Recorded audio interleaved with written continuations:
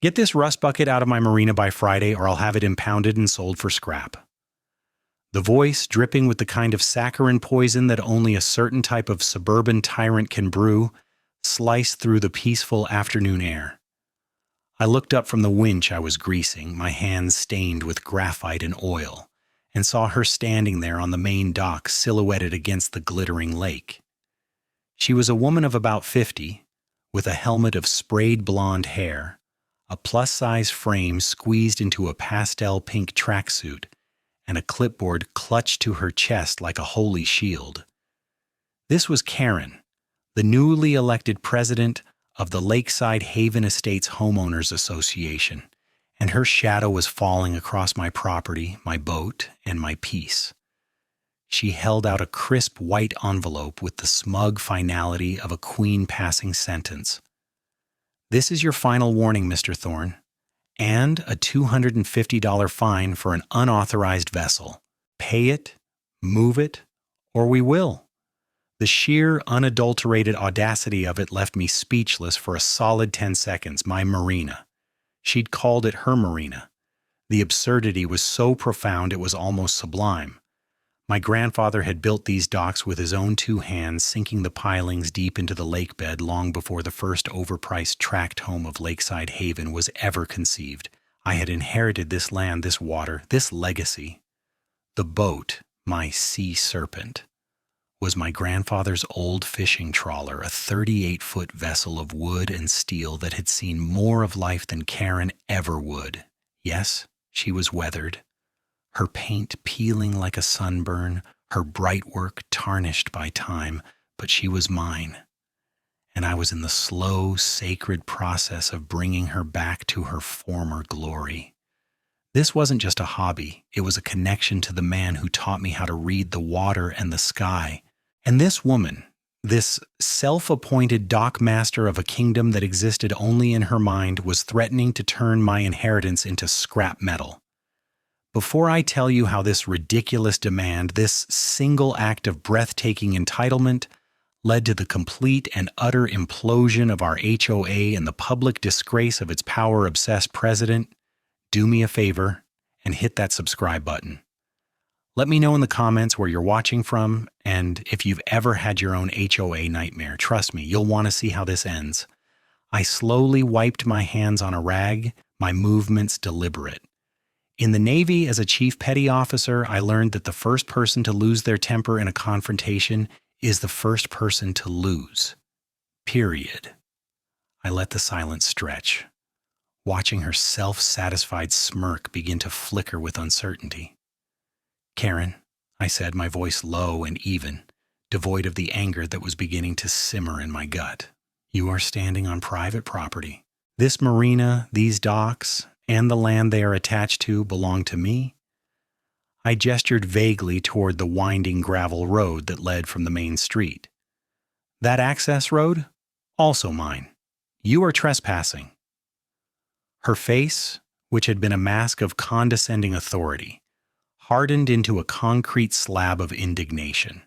She scoffed, a short, ugly bark of a laugh. "Don't be ridiculous. This is the community marina, a designated waterfront amenity for the residents of Lakeside Haven Estates. It says so right here in the covenants." She furiously flipped through the pages on her clipboard, a weaponized stack of paper and ink. Article 9, Section 4, Paragraph B, all community waterfront amenities, including docks, boat ramps, and shoreline recreational areas, are under the exclusive management and control of the association. "Your boat," she said, the word like it was something she'd scraped off her shoe, "is in violation of aesthetic standards and is occupying a slip without board approval." I just looked at her. Her entire argument was based on a foundation of pure fantasy. Lakeside Haven Estates had been built around my property, a 5-acre holdout that the developers couldn't acquire because my grandfather refused to sell. They built their clubhouse next door, their manicured lawns, stopping precisely at my property line. For years, there had been a quiet, unspoken understanding. They had their community, and I had my sanctuary. But under new management, it seemed the HOA was looking to expand its empire. Those covenants apply to the property owned and managed by the HOA, I explained, as if to a child. This is not one of those properties. You have no jurisdiction here. Her eyes narrowed. We'll see about that. I'm documenting your non-compliance. She pulled out her phone and started snapping pictures of the sea serpent, of my tools, of the cans of marine varnish lined up on the dock. Each click of the shutter felt like a small act of aggression. I stood my ground, letting her performance play out. This wasn't a misunderstanding. This was a declaration of war. She thought she was documenting my violations, but what she was really doing was documenting her own ignorance, her own trespass, her own spectacular overreach. And I knew, with the cold certainty of a navigator plotting a course through a storm, that I would use every last bit of it to bring her down. The battle for the marina had begun, and she had just fired the first and last shot she would ever get away with. I let her finish her little photo safari, her face a mask of grim satisfaction as she documented what she believed was my imminent defeat. When she finally turned, her pink tracksuit rustling with purpose, and marched back up the dock toward her golf cart, I didn't say another word. Arguing with a zealot is like wrestling a pig in mud. You both get dirty, but the pig enjoys it. My fight wouldn't be won with shouting matches on the dock. It would be won with facts, with evidence, and with the methodical application of pressure, just like tightening the bolts on an engine head. I waited until her cart had disappeared up my private access road, an irony that was not lost on me, before I turned and walked back to my workshop, a converted barn that smelled of sawdust, diesel, and old memories. The find she'd handed me sat on the workbench, a stark white rectangle of pure arrogance, $250. It wasn't the money, of course, it was the principle. It was the claim staked on something that wasn't hers to claim. Inside, I went straight to the heavy, fireproof safe tucked into the corner of my office. I spun the combination lock, the familiar clicks echoing in the quiet room. From it, I withdrew a thick leather folio, its contents more valuable to me than any amount of money. This was my arsenal. I spread the documents across the large oak table my grandfather had built. First, the original deed to the property, signed in 1978. The language was clear, archaic, and beautiful in its precision. It described the 5 acres of land, its boundaries marked by ancient oaks and iron pins, and explicitly included all riparian rights, access thereto, and any and all structures, docks, and improvements situated upon the shoreline of Blue Heron Lake. There was no ambiguity. Next came the official survey map from the county registrar, a sprawling blueprint with bold, undeniable lines. My property was a perfect rectangle carved out of the landscape. The area designated for Lakeside Haven Estates flowed around it like water around a stone, its own boundaries meticulously drawn to exclude every inch of my land, my shoreline, and my marina. Karen's community marina existed only on her clipboard and in the inflated ego of the HOA board. I then examined the copy of the HOA covenants I'd been given when the development first went up, more as a courtesy than a requirement. I scanned Article 9, the section she had so triumphantly quoted. It was a masterpiece of deliberate vagueness, a classic tool of bureaucratic overreach. It spoke of community amenities and shared recreational spaces, but never once defined where those spaces were. The developers had likely left it intentionally ambiguous, hoping to one day absorb my land through legal attrition or a future sale. Karen had simply taken that ambiguity and weaponized it, assuming no one would ever call her bluff. This wasn't a simple mistake. This was a calculated campaign of encroachment, and I could now see the breadcrumbs leading to this moment. The Lakeside Haven sign they'd placed near the start of my access road a year ago, which I'd promptly removed. The community picnic they'd tried to have on my patch of shoreline last summer, which I'd politely but firmly broken up. Each time, they had retreated with mild protest, but this time, with Karen at the helm, they were mounting a full-scale invasion. My response had to be formal, overwhelming, and legally airtight. I spent the next 2 hours drafting a letter. It was polite but firm, professional but unyielding. I addressed it to the HOA Board of Directors, care of President Karen Miller. I stated the facts clearly. The marina was private property, I was the legal owner, and they were trespassing. I formally rejected the illegitimate fine and demanded they cease and desist all further contact regarding the matter, except for a written confirmation that they would comply. I made high-quality copies of the deed and the survey map, using a yellow highlighter to trace my property lines so there could be no misinterpretation. I packaged it all in a certified mail envelope with return receipt requested. This was step 1. Give them a clear, unequivocal chance to retreat and correct their error. It was a formality, but a necessary one. It established a paper trail. It showed that I had acted in good faith. As I drove to the post office, I knew they wouldn't take the off-ramp I was offering them. People like Karen don't see an exit ramp. They see a challenge. They see an opponent to be crushed. And as I handed the envelope to the clerk and paid for the certified postage, I felt a familiar calm settle over me. It was the same feeling I used to get before a mission. The planning is done, the intelligence is gathered, the objective is clear. Now you just execute. I had given them 14 days to respond, 14 days to avert their own disaster. I was almost certain they would use that time to load their weapons and double down, and that was exactly what I was counting on. The 2 weeks passed with a profound and telling silence from the HOA. The certified mail receipt came back signed by Karen herself, confirming she had received my package of evidence and my cease and desist demand. Yet there was no letter of apology, no email rescinding the fine, no phone call acknowledging their colossal error. The silence itself was an answer. It was the quiet before a storm, the sound of an enemy digging in its heels. I used the time productively. I continued my work on the Sea Serpent, sanding down the teak bright work on the gunnels, the rhythmic motion of the task calming my mind. But while my hands were busy with wood and varnish, my mind was strategizing. I knew Karen's ego wouldn't allow for a graceful retreat. Her power was built on a perception of absolute authority, and admitting she was wrong, especially about something as significant as the marina, would shatter that illusion. On the 15th day, the mail carrier's truck rumbled down my driveway. In my mailbox was another crisp white envelope from the Lakeside Haven Estates HOA. My heart didn't race. There was no surprise.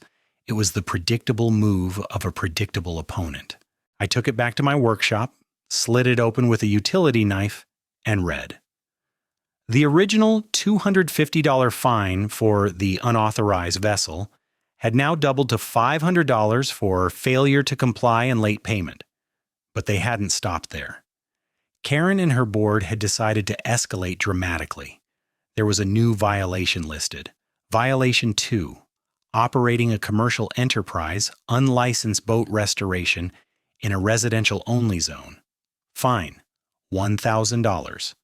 And a third, Violation 3, failure to maintain property to community aesthetic standards, creating a visual nuisance. Fine, $500.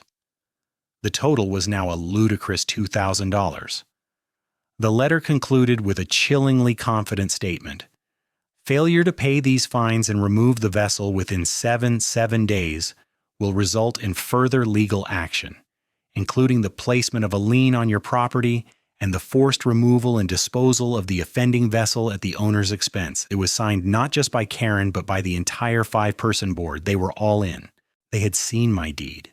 They had seen my survey map, and they had chosen to collectively dismiss it as irrelevant. This was no longer just Karen's folly. It was a conspiracy of incompetence and arrogance. They had crossed a critical line.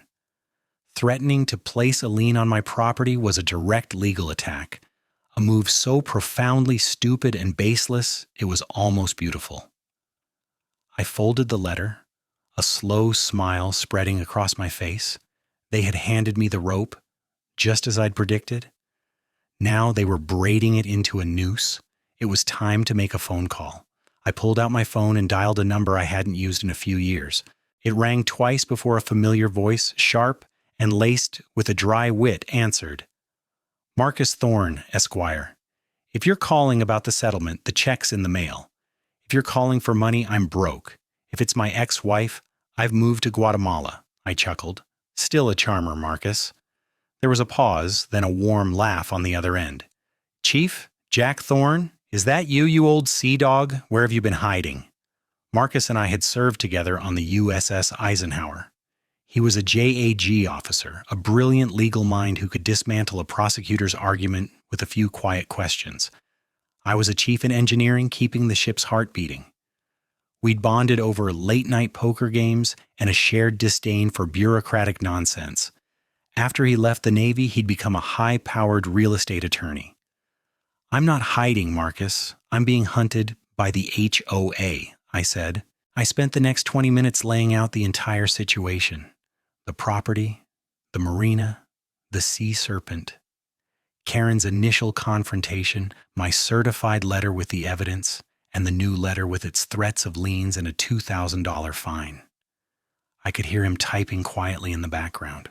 When I finished, there was a long silence. Then he let out a low whistle. "Wow," he said, the amusement evident in his voice. "They really did it. They put it all in writing. The lien threat is the chef's kiss. Jack, this is not a problem. This is a gift." "That's what I was thinking," I said. "So what's our play?" "Our play is to let them keep playing," Marcus said, his tone shifting from amused to surgical. "They're building our case for us with every stupid letter they send, harassment, attempted extortion, slander of title with that lien threat. It's a buffet of torts. But we need to be smart. First thing, you do not respond to this letter. Not a word. Second, and this is critical, you need to install cameras. Good ones, high definition, night vision, the works. Cover every inch of that marina, the access road, and your property line. We need to document their next move, which, if I know their type, will be a physical one." He was right. Karen's ego was too big for paper warfare. She would need to make a public show of force. "Consider it done," I said. "What else?" "Start talking to your neighbors," Marcus advised. "Quietly. People like this Karen don't have just one enemy. They have a trail of them. Find out who else she's been bullying. Fines for the wrong color mailbox, the wrong type of flowers, a flagpole that's 2 inches too high. Build a coalition. This stops being about one guy in his boat and starts being about a community terrorized by a petty dictator. That's a much more powerful narrative." The call ended with a promise from Marcus to start drafting the preliminary paperwork for a lawsuit that would name not just the HOA but Karen and each board member personally. "We're going to pierce the corporate veil," he'd said with glee. "Their directors' and officers' insurance won't cover willful misconduct and illegal acts. We're going after their houses." That afternoon, I ordered a state-of-the-art security system online. 4 4K cameras with motion detection and cloud storage. The trap was being set. The pieces were moving into place.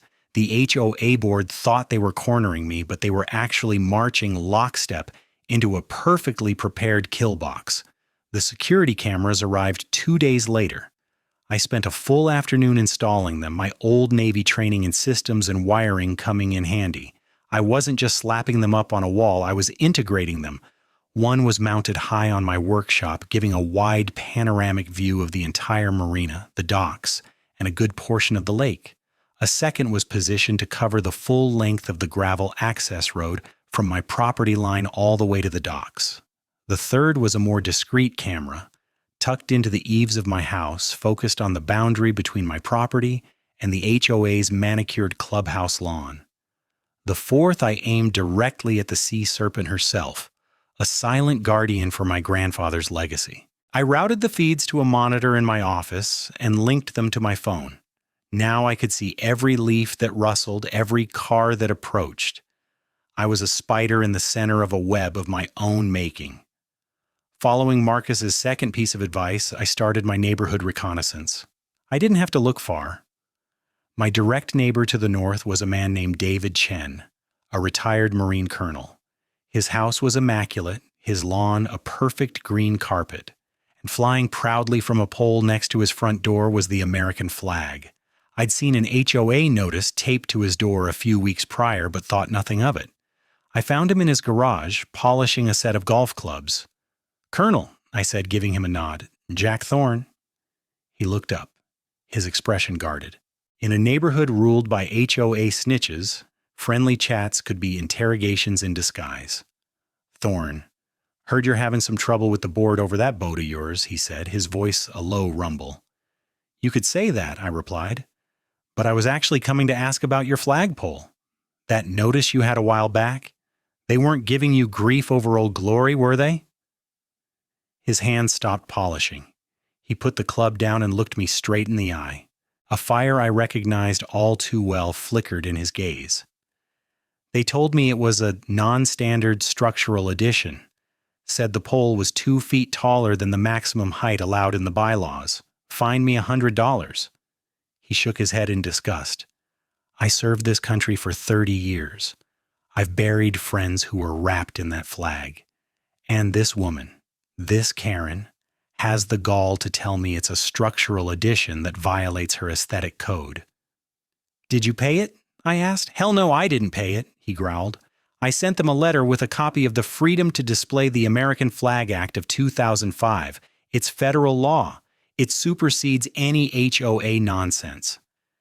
They haven't sent another fine, but Karen gives me a death stare every time she drives by." "She's threatening to put a lien on my property," I said quietly. David's eyes widened. "Over the boat? On your land?" "She thinks she owns my Marina," I explained. I gave him the short version of the story. As I spoke, his face transformed from anger to a kind of grim understanding. He wasn't just hearing my story, he was seeing a pattern. "That woman is drunk on a thimbleful of power," he said when I finished. "What's your plan?" "I've got a lawyer. We're letting her escalate, but Marcus, my lawyer, he said I should talk to my neighbors, find out who else is on her list." David nodded slowly. "You came to the right place. Come inside." He led me into his house, to a study lined with books on history and military strategy. He pulled out a small locked file box. "My wife calls this my grievance box," he said with a wry smile. Inside were copies of 6 violation notices from the HOA, all from the last 6 months since Karen took over. A fine for his garbage cans being visible from the street for 2 hours after pickup. A warning about the unapproved color of the stones in his flower bed border. A notice that the oil stain on his driveway, no bigger than a quarter, was a chemical hazard. It was a portrait of pettiness, a campaign of harassment documented in black and white. My next stop was 3 houses down. Maria Flores, a single mom with 2 young boys. I'd seen her talking heatedly with Karen by the community pool last week. I found her in her front yard watching her sons shoot hoops on a portable basketball goal set up at the edge of her driveway. "Maria? Jack Thorne from down by the lake," I said. She gave me a weary smile. "The boat guy. You're famous in the neighborhood Facebook group." "I can only imagine, Ois," I said. "Listen, I don't want to bother you, but I saw you and Karen the other day. Everything all right?" Her smile vanished. "She told me this," she gestured to the basketball hoop, "is a temporary structure not permitted to be left in public view. She wants it stored in the garage unless it's in active use. My boys play out here every day after school. Where am I supposed to put it? She fined me $50. "It's harassment," I said simply. "She's doing the same to me, to Colonel Chen, to anyone who doesn't fit into her perfect little picture." I invited both David and Maria over to my house that evening. In my office, I laid out the deed, the survey, the letters from the HOA, just as Marcus had advised. I showed them the clear, indisputable proof of my ownership. Their reactions were a mixture of shock and anger. They, like many others, had just assumed the HOA's authority was legitimate, that the Marina was a community asset. "She lied," Maria said, her voice trembling with anger. "She's been lying to all of us." "This isn't just about your boat anymore, Jack," David said, his eyes hard as flint. "This is about a fraudulent abuse of power. We need to fight back, all of us."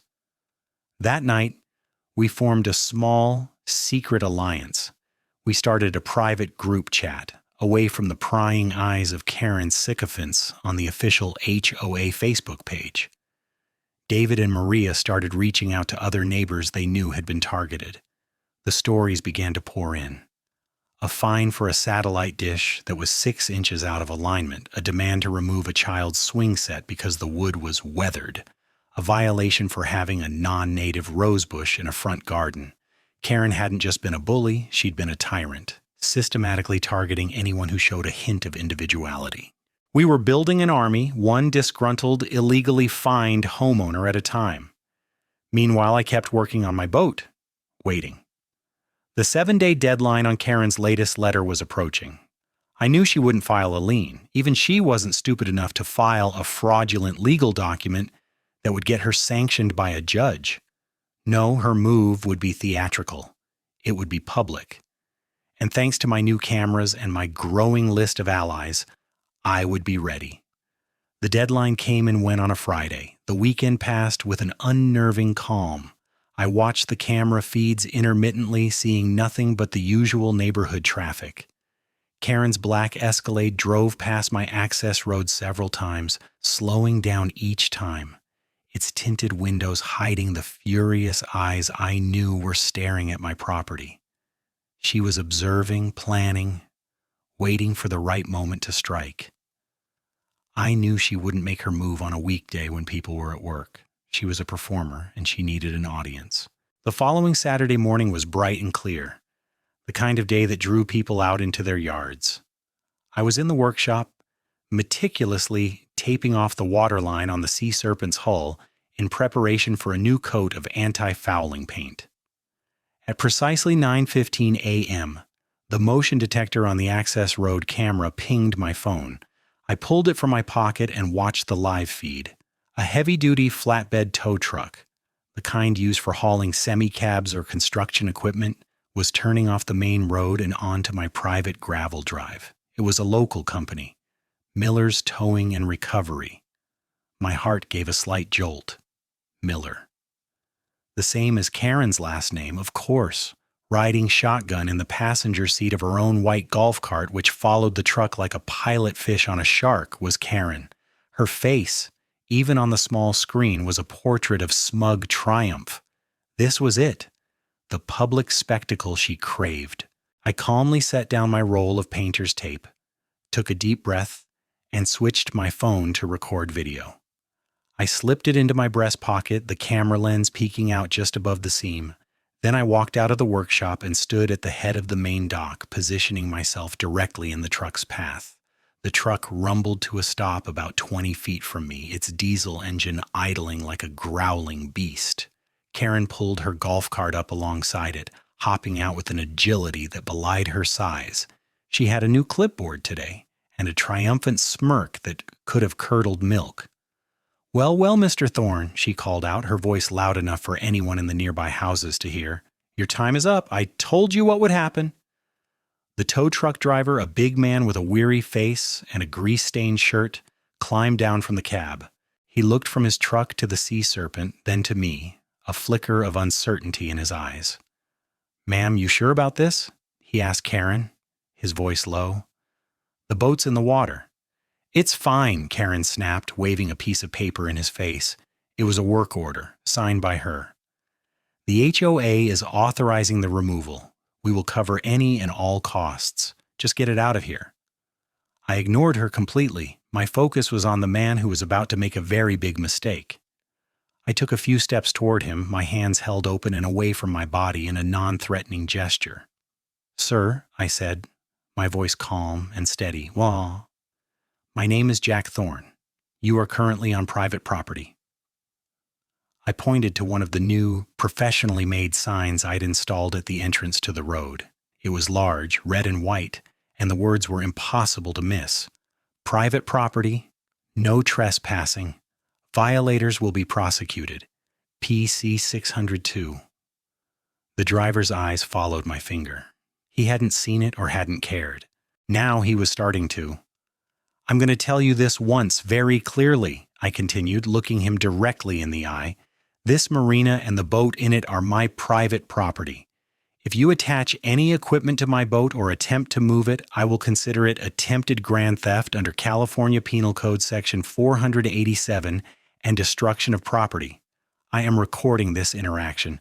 Your company will be named in a multi-million-dollar lawsuit by Monday morning. Karen let out a screech of pure fury. He's bluffing. He's a crazy old man who thinks he's above the rules. I am the president of the Homeowners Association. I have the authority. She shoved the work order at the driver again. You work for me. The driver looked from her frantic, reddening face to my calm, unblinking one. I could see the gears turning in his head. He was caught between a screaming client and a man talking about specific penal codes and multi-million-dollar lawsuits. Let me see your paperwork, ma'am, the driver said to Karen, a new cautious tone in his voice. The court order. Karen's face went blank for a second. The what? The court order, he repeated, is to seize private property. I need a writ of execution signed by a judge. Your HOA work order isn't enough, not if he's claiming ownership. We don't need a court order. The HOA bylaws are the law here, she shrieked, her voice cracking with desperation. Her grand public victory was crumbling into dust before her eyes. I pulled out my phone, stopped the recording, and pulled up a photo of my property deed, the survey map clearly displayed. I held it out for the driver to see. This is a county registered deed, I said. That's the official survey map. As you can see, this is not HOA property. The driver leaned in, squinting at the screen. He saw the official seals, the legal descriptions. He was a working man, not a lawyer, but he knew what an official document looked like. He also knew what a lawsuit could do to his boss's small business. He took a step back and shook his head. I'm sorry, ma'am, he said to Karen, his voice firm now. I can't touch that boat, not without a court order. The transformation in Karen was instantaneous and terrifying. The mask of smug authority dissolved, revealing a face of pure, unadulterated rage. Her face turned a blotchy, alarming shade of purple. You useless coward, she screamed, turning on the driver. My brother-in-law will hear about this. You're fired. Then she whirled on me. You think you've won? This isn't over. I will bury you in fines. I will lien your house. I will own this marina, and I will personally watch as they turn your precious boat into toothpicks. She was shouting, spittle flying from her lips. Several neighbors had emerged from their houses, drawn by the commotion. They stood on their perfect lawns watching the president of their community having a complete public meltdown. It was all on my phone, every last glorious second of it. The tow truck driver, having had enough, climbed back into his cab, started the engine, and began the slow, careful process of turning his large truck around on my narrow gravel road. Karen stood there, screaming threats and insults at his retreating truck, then at me, then at the sky. Her power play had backfired in the most spectacular way imaginable. She hadn't just failed, she had exposed herself as a fraud and a fool in front of the very people she sought to rule. And I had it all on tape. The moment the tow truck cleared my property line, I sent the video file to Marcus. It was nearly 3 minutes long.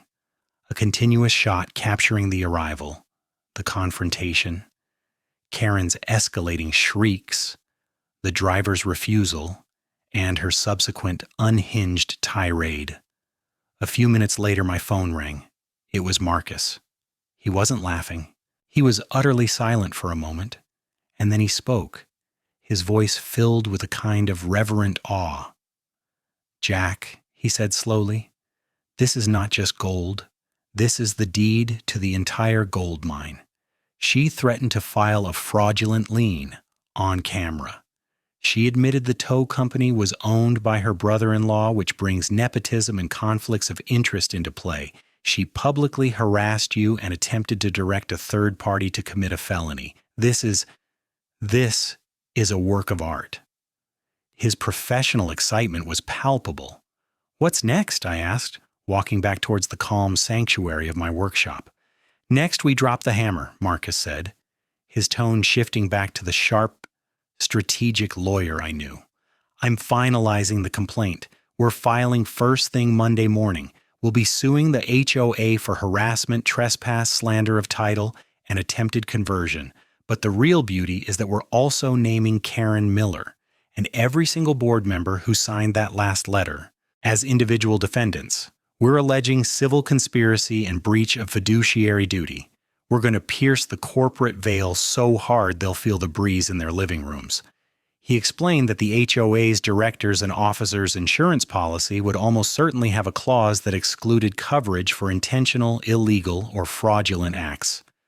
By ignoring my evidence and escalating to the point of sending a tow truck, they had acted with willful misconduct. Their personal assets, their homes, their savings were now on the line. But first, he added, a little psychological warfare. He spent the rest of the morning drafting 2 letters. The first was a cease and desist to Miller's Towing and Recovery. It was a brutal, terrifying document, outlining the litany of criminal and civil charges the company and its driver had narrowly avoided by backing down. It informed them that any future attempt to enter my property would result in immediate legal action seeking punitive damages in the 7-figure range. It was designed to ensure they would never, ever agree to do Karen's bidding again, and to scare her brother-in-law into realizing the kind of legal jeopardy his sister-in-law was creating. The second letter was the formal notice of intent to sue, sent via courier to the HOA and to the personal home addresses of Karen and the 4 other board members. It was a 20-page document that detailed every misstep, every illegal threat, every moment of harassment backed by dates, copies of their own letters, and a chillingly precise description of the video evidence we now possessed.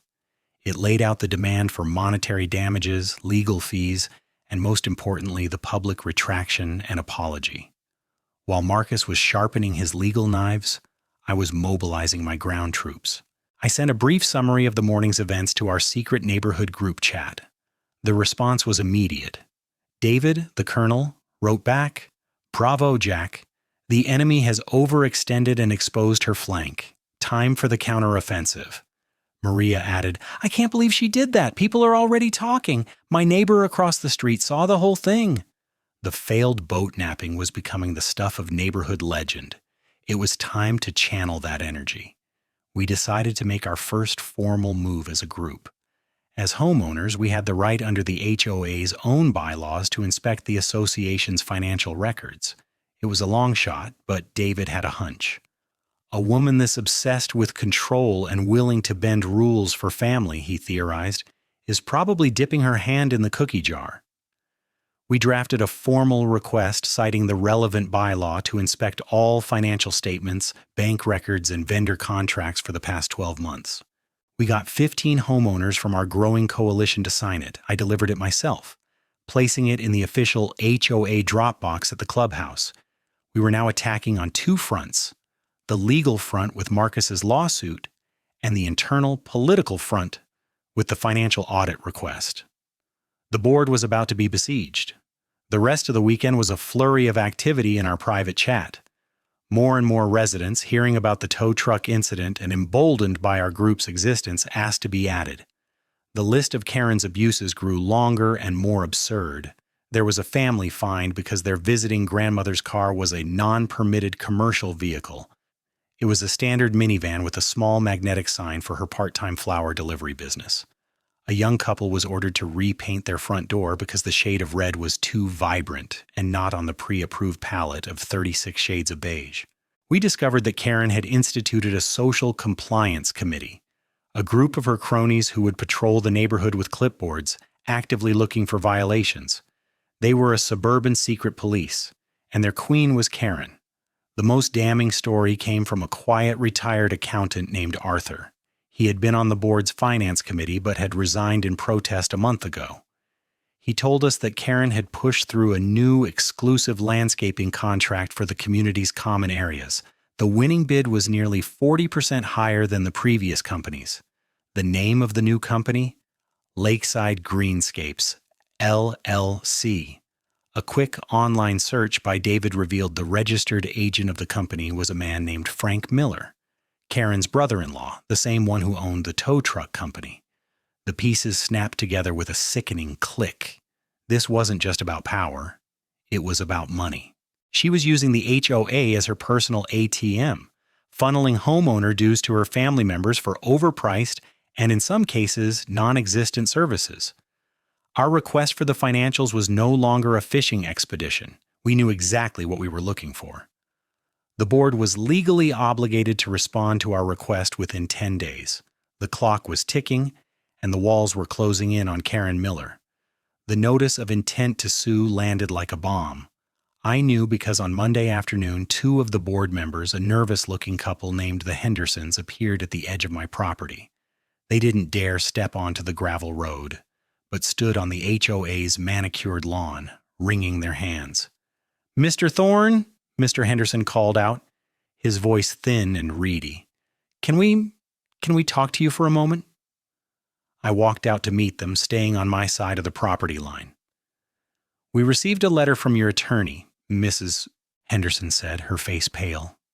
We didn't know. About the deed, about the marina being yours. Karen just told us you were a problem resident who was refusing to follow the rules." "You signed the letters," I said, my voice flat. "You voted to fine me $2,000. You voted to threaten a lien on my property. You voted to have my boat seized. Ignorance isn't a defense when the evidence was sent directly to you." "Karen controls the meetings," Mr. Henderson blurted out. "She controls the agenda. She controls the information. She told us your documents were forgeries. She said her brother-in-law's legal counsel had reviewed it and that the HOA's claim to the marina was solid." The mention of the brother-in-law again, the web was getting stickier. "We're so sorry," Mrs. Henderson said, tears welling in her eyes. "Our names are on that lawsuit. Personally, our house. We could lose our house." "You should have thought of that before you abdicated your responsibility as a board member and let a tyrant run roughshod over this community," I said, my voice hard. I felt a pang of sympathy. They were clearly followers, not leaders, but they were also complicit. "Talk to my lawyer," I finished, and turned and walked away, leaving them standing there in a state of quiet panic. The board was fracturing. The lawsuit had done exactly what Marcus intended. It had turned them against each other and against their leader. 2 days later, a notice was posted on the community bulletin board announcing an emergency homeowners meeting to be held that Friday evening at the clubhouse. The stated purpose: to address the recent hostile legal action initiated by resident Jack Thorne and discuss the community's response. Karen was making her last stand. She was trying to frame me as the villain, the disgruntled homeowner suing his own neighbors. She was going to use public opinion and social pressure as her final weapon. She had no idea she was walking into a perfectly orchestrated ambush. Our secret group chat went into overdrive. We coordinated our plan. We would not be a disorganized, angry mob. We would be disciplined, prepared, and factual. David, the colonel, would lead off by questioning the legality of the flagpole fine. Maria would follow, asking about the basketball hoop. Arthur, the accountant, would be there, ready to ask pointed questions about the landscaping contract if the opportunity arose. Each of our 15 co-signers on the financial request would be there, ready to stand up and be counted. My role was to be the main event. Marcus agreed to attend with me, posing simply as my guest. The night of the meeting, the clubhouse was packed. I'd never seen such a turnout. Karen and the remaining loyal board members sat at a long table at the front, looking grim and determined. The Hendersons were there, but they sat in the back row with the other homeowners, physically and metaphorically distancing themselves from Karen. Karen began the meeting with a long, rambling, self-pitying speech. She painted herself as the selfless volunteer, working tirelessly to protect our property values and maintain our community standards. She spoke of the unprecedented and malicious attack launched by a single uncooperative resident who refused to abide by the same rules as everyone else. She never mentioned the marina's ownership, the deed, or the survey. She framed the entire conflict around my ugly derelict boat. When she finished, she opened the floor for comments, a smug look on her face, clearly expecting a chorus of support from her allies. There was a moment of silence, then Colonel David Chen stood up. He was a tall, imposing man, and his voice filled the room without effort. "Madam President," he began, his tone formal and sharp.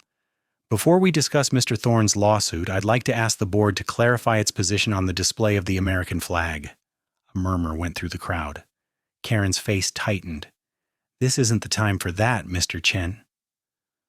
"On May 15th, David continued, cutting her off, "I was fined $100 for displaying the flag of the United States of America. I informed the board that this fine was in direct violation of federal law. I would like to know if it is now the official policy of this board to violate federal law."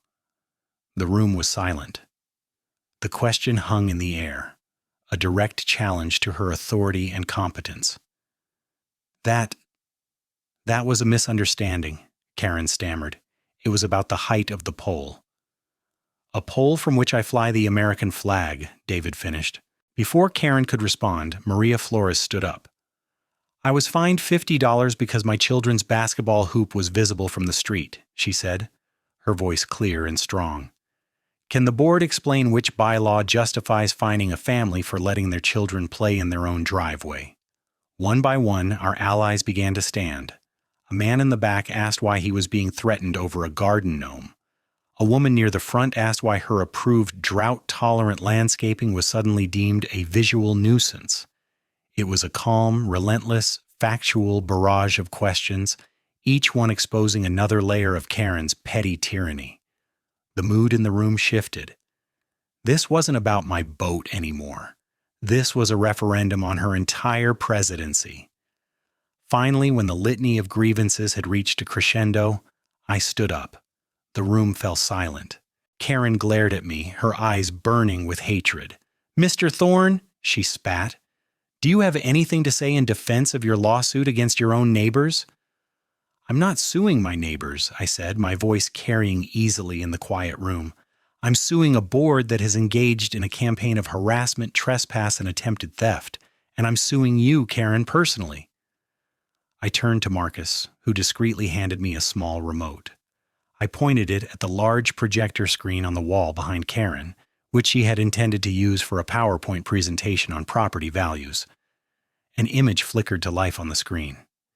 It was a high-resolution scan of my property deed, the section describing the Marina's ownership highlighted in bright yellow. "This," I announced, "is the deed to my property, recorded with the county in 1978. It shows unequivocally that I am the sole owner of the Marina and the land it sits on. The HOA has no claim to it. It never has." I clicked the remote. The next image was the survey map.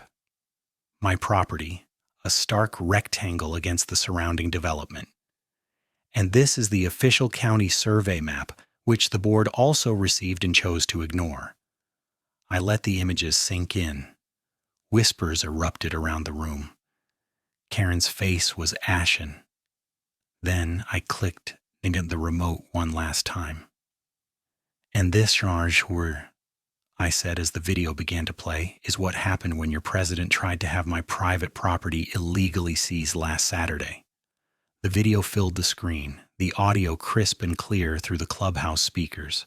The room watched, mesmerized, as the scene unfolded.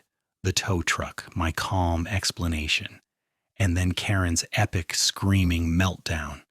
Her threats, her insults, her shriek of "I will own this Marina," echoed in the stunned silence. When the video ended, no one spoke. No one had to. They had seen the truth.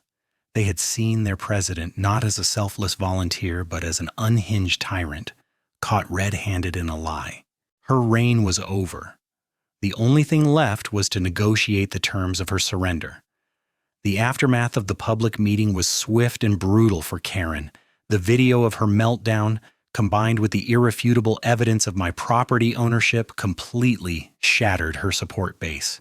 Even her most ardent cronies could not defend the spectacle of her screaming at a tow truck driver while attempting to steal private property.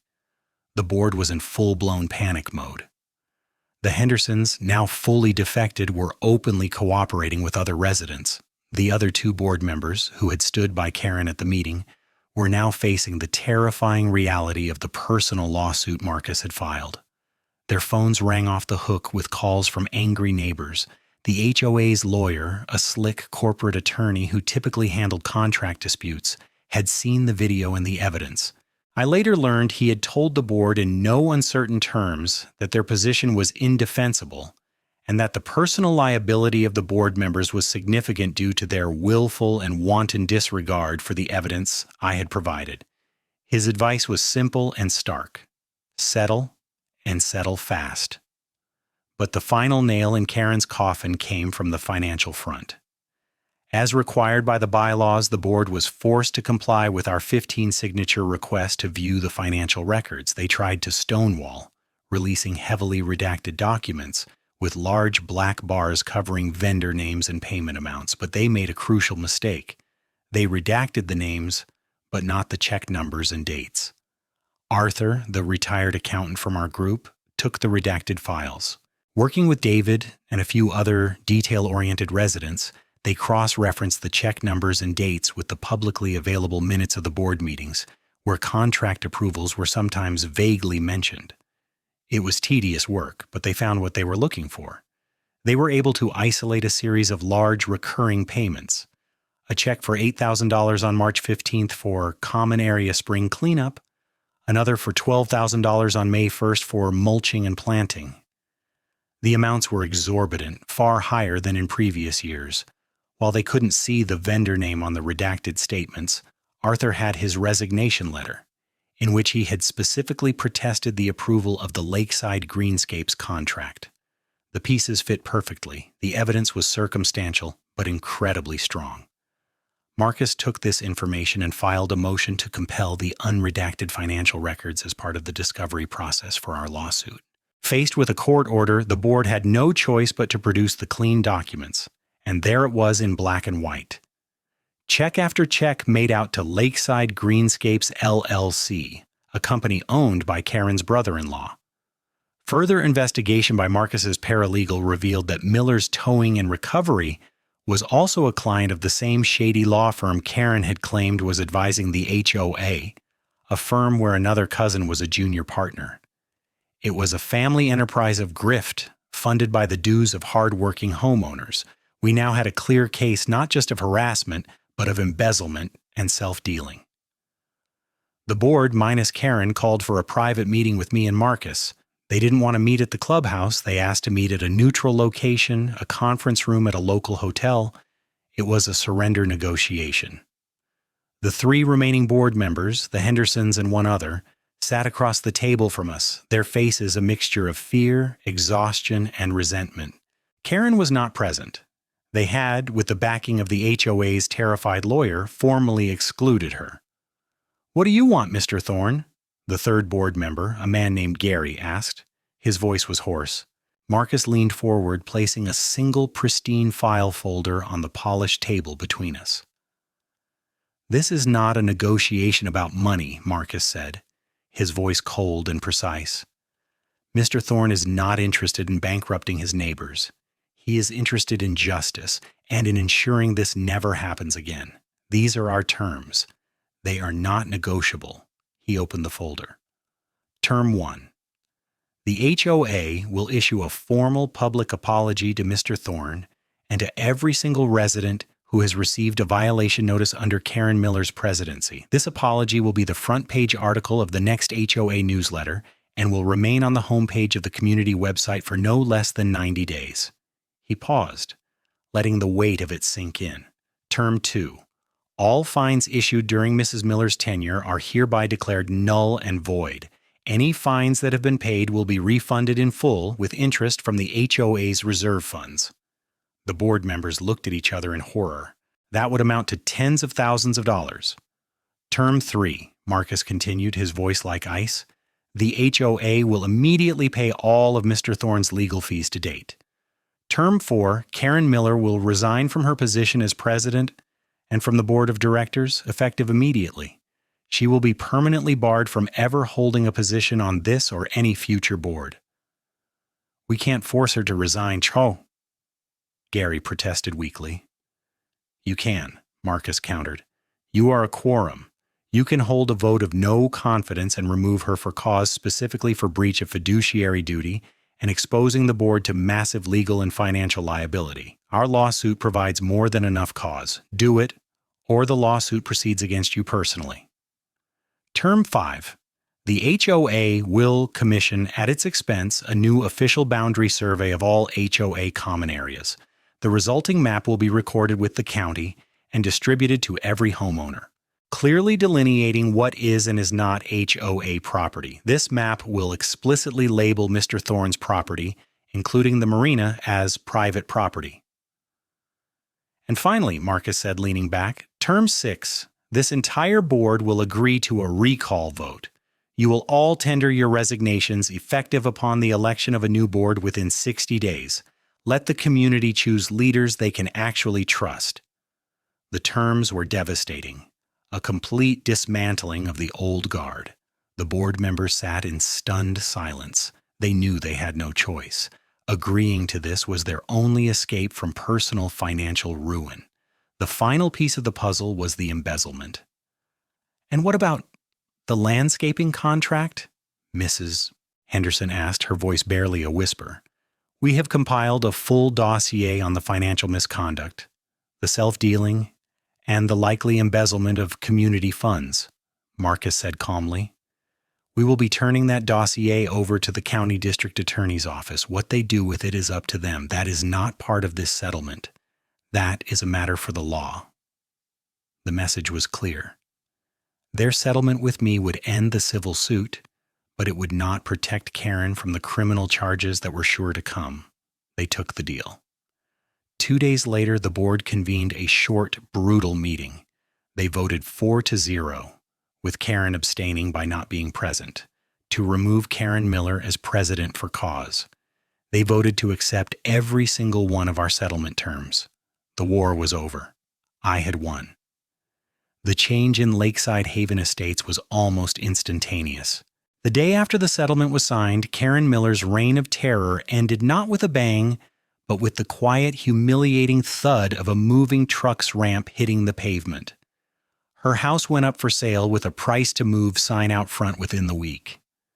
The Social Compliance Committee dissolved overnight, its members suddenly very interested in minding their own business. The oppressive cloud of scrutiny that had hung over the neighborhood lifted, replaced by a palpable sense of relief. The HOA, under the temporary management of the chastened outgoing board, began the process of making amends. A stunningly frank letter of apology appeared on the HOA website's homepage, right next to a downloadable PDF of every fine issued under Karen's rule, all marked rescinded. Refund checks started going out. My legal fees were paid directly by the HOA's insurance company, which was likely relieved to avoid a much larger payout. True to his word, Marcus bundled up the evidence of financial malfeasance, the contracts, the redacted and unredacted bank statements, Arthur's testimony, and the clear links to Karen's family, and sent it to the district attorney's office. An investigation was opened, and a few months later, Karen Miller and her brother-in-law were indicted on charges of felony embezzlement and conspiracy.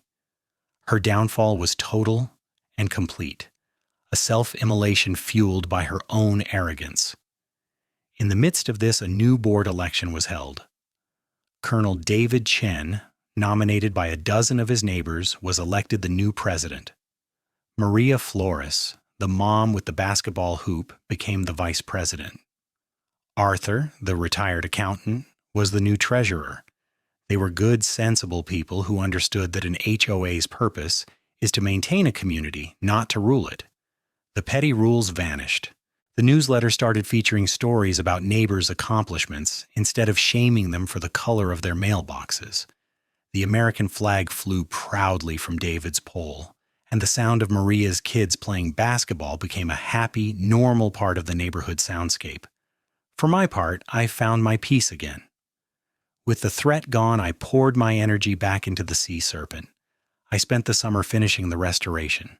I laid down a new coat of deep blue paint on the hull and a brilliant white on the superstructure. I polished every piece of brass until it shone like gold in the sun.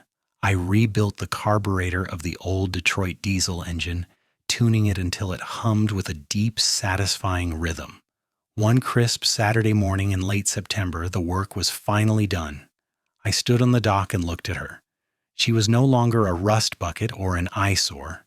She was beautiful, a testament to my grandfather's craftsmanship and my own persistence. She was a symbol of our victory.